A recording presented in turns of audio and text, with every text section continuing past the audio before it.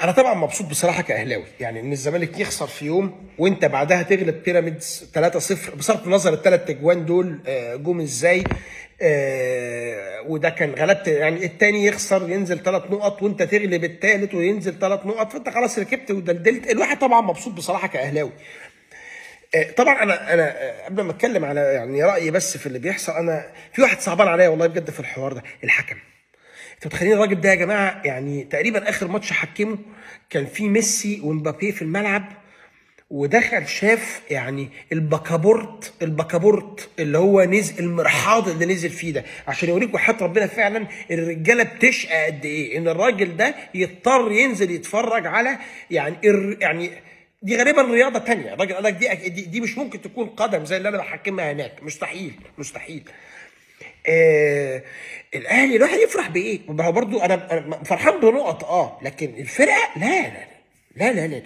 ده الفرقه دي الواحد زمان كان بيجري ورا الاهلي، ومش اجري ورا الاهلي النهارده، اجري ورا الاهلي ايه؟ اذا كان اللعيبه ما بتجريش يا ابني جوه الملعب، هم ما بيجروش جوه الملعب، انا هجري انا ورا الفرقه؟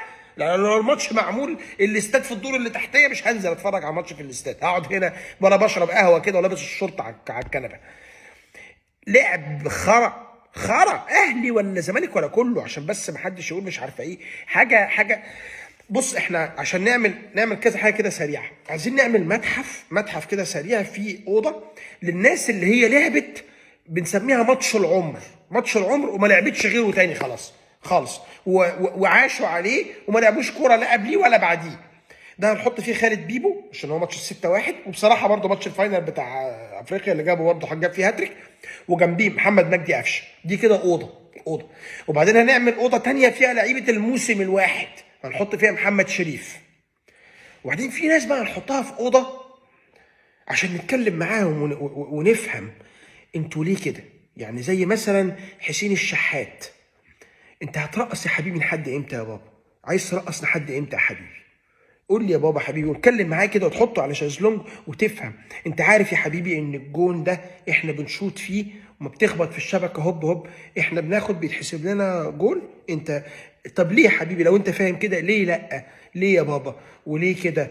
وسيبك يا حبيبي انك انت تمنك 150 مليون، انت قهرت 120 مليون في حياتهم وقطعت خلف 60 مليون اهلاوي.